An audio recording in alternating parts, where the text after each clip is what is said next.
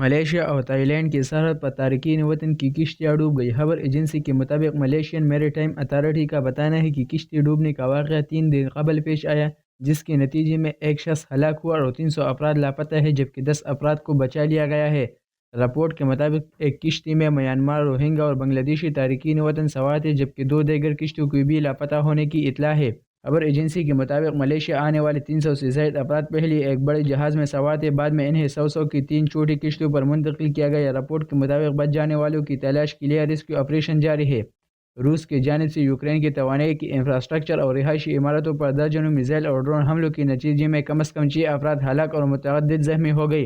شہر میں ایک رہائشی یوکرینی حکام کے مطابق روس کی جانب سے عمارت پر حملے میں 2 افراد ہلاک اور 12 زخمی ہوئے، جبکہ 3 افراد جان سے گئے ہیں۔ رپورٹ میں بتایا گیا ہے کہ روس کی جانب سے یوکرین بھر میں 25 مقامات کو نشانہ بنایا گیا ہے، جن میں دارالحکومت کیف بھی شامل ہے۔ یوکرینی وزیر اعظم نے بتایا کہ خارکیو اور کیف کے علاقوں میں بڑے توانائی تنصیبات کو نقصان پہنچا ہے۔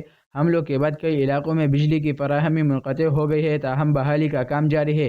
یوکرینی فضائیہ کے مطابق روس نے رات کے وقت 450 سے زائد ڈرونز اور 45 میزائل داغے، جن میں سے 9 میزائل اور 406 ڈرونز تباہ کر دی گئی۔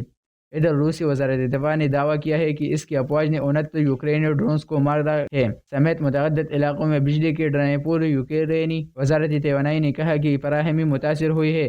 روسی حکام کا موقف ہے کہ توانائی کے مرکز پر حملے یوکرینی فوجی کی صلاحیتوں کو کمزور کرنے کے لیے کی جا رہی ہے۔ رپورٹ کے مطابق یوکرینی صدر زیلنسکی نے کہا کہ ان حملوں کے بعد روس پر توانائی کے شعبے پر مغربی پابندیوں میں کوئی نرمی نہیں ہونی چاہیے۔ اپوزیشن اتحاد تحریک تحفظ آئین پاکستان نے 27ویں ترمیم کے خلاف احتجاجی تحریک چلانے کا اعلان کر دیا۔ اسلام آباد میں پریس کانفرنس کرتے ہوئے چیئرمین تحریک تحفظ آئین محمود اچکزئی نے تحریک چلانے اور پارلیمنٹ نہ چلنے دینے کا اعلان کیا اور کہا آج سے تحریک شروع ہے۔ محمود اچکزئی نے کہا کہ رات 8:30 بجے سے نعرے شروع کر دے، آج کا نعرہ ہے ایسے دستور کو ہم نہیں مانتے۔ مشترکہ پریس کانفرنس میں مصطفیٰ نواز کوکر نے کہا کہ 27ویں ترمیم شخصیات کے فائدے اور نقصانات کو سامنے رکھ کر گئی ہے۔ آئین کا شخصیات سے کوئی تعلق نہیں ہوتا، اشرافی اپنے مفادات کے لیے آئین میں ترمیم کر رہے ہیں۔ سینیٹر راجہ ناصر عباس نے کہا کہ پارلیمنٹ اور عدلیہ کو تباہ کر دیا گیا ہے، یہ ملک کو تباہی کی طرف لے جا رہے ہیں۔ اس ترمیم کا راستہ روکنے کے لیے ہر حد تک جائیں گے۔ سعودی عرب اور پاکستان کے درمیان حج 2026 کے لیے انتظامات اور سہولیات سے متعلق باضابطہ معاہدہ طے پا گیا۔ سعودی عرب کے نائب وزیر حج ڈاکٹر عبدالفتاح بن سلمان اور پاکستان کے سیکرٹری مذہبی امور عطا الرحمان نے معاہدے پر دستخط کی۔ تقریب میں سعودی سفیر Nawab bin Saeed Al-Maliki, D G Jeddah Abdul Wahab Soomro, director حج مکہ مکرمہ عزیز اللہ خان شریک ہوئے۔ ڈائریکٹر حج مدینہ منورہ ضیاء الرحمان، ڈپٹی سیکرٹری حج پالیسی چودھری کاشف حسین اور دیگر عہدیداران بھی شریک ہوئے۔ سیکرٹری مذہبی امور سید عطا الرحمان نے مہمان نوازی اور سہولیات فراہم کرنے کے لیے شکریہ ادا کیا اور کہا کہ گزشتہ برس کی طرح اس سال بھی پاکستانی حجاج کو اعلیٰ معیار کی سہولیات فراہم کی جائے گی۔ وزیر اعظم شہباز شریف اور فیلڈ مارشل عاصم منیر سے ترکی کی صدر رجب طیب اردوغان کی ملاقات ہوئی۔ وزیر اعظم شہباز شریف کی آذربائیجان کے دورے کے دوران ترک صدر طیب اردوغان سے ملاقات ہوئی اور اس دوران chief of the army staff field marshal Asim Munir اور آذربائیجان کے صدر بھی ملاقات میں موجود تھے۔ اس ملاقات میں پاکستان اور ترکی کے درمیان دو طرفہ تعلقات کی تمام پہلوؤں کا جائزہ لیا گیا، جبکہ دونوں رہنماؤں نے خطے اور مسلم دنیا میں امن، استحکام اور خوشحالی کے فروغ کے لیے مشترکہ خواہش کا اظہار کیا۔ ملاقات میں ترکی کے ایک وزارتی وفد کا جلد پاکستان کا دورہ کرنے پر اتفاق کیا گیا۔ اس موقع پر وزیر اعظم شہباز شریف نے کہا کہ پاک ترکی دوستی دونوں ممالک کے درمیان گہرے اور پائیدار تعلقات کو مضبوطی کی عکاسی کرتے ہیں۔ 27ویں آئینی ترمیم سے متعلقہ مشترکہ پارلیمانی کمیٹی اجلاس کی اندرونی کہانی سامنے آ گئی، جبکہ حکومتی اتحادی جماعتوں کی جانب سے 3 مزید ترامیم پیش کر دی گئی ہے۔ ANP، BNF اور MQM نے اپنے ترامیم بھی پیش کر دی۔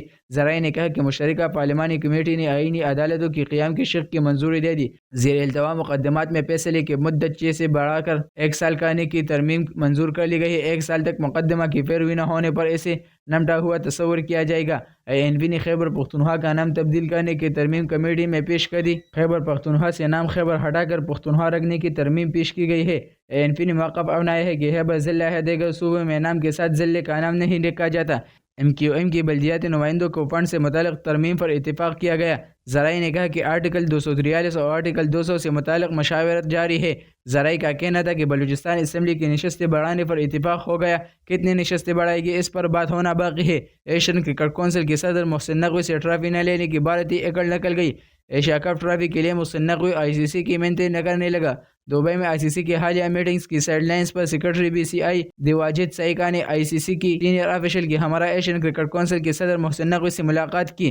दिवाजिद सईका ने बताया कि एशिया कप ट्रॉफी का तनाज़ा आईसीसी मीटिंग्स की एजेंडे में शामिल नहीं था, लेकिन आईसीसी ने अलग से मीटिंग की सहूलत फराहम की। सेक्रेटरी बीसीआई ने कहा कि बर्फ पिघलने लगी है, मुज़ाकरात का अमल शुरू करना वाकई अच्छा है, दोनों फरीक जल्द अज जल्द मसले को हल के लिए कुछ करेगी। दिवाजिद सईका ने कहा कि दूसरी तरफ से भी तजावीज़ होगी और हम भी तजावीज़ दें कि इस मसले को कैसे होश असलूबी से हल किया जाए। हांगकांग का सिप्स कप की फाइनल में पाकिस्तान ने कुवैत को शिकस्त दे दी। पाकिस्तान के मुकर्रर 6 ओवर में 3 विकेटों के नुकसान पर 135 रन बनाए।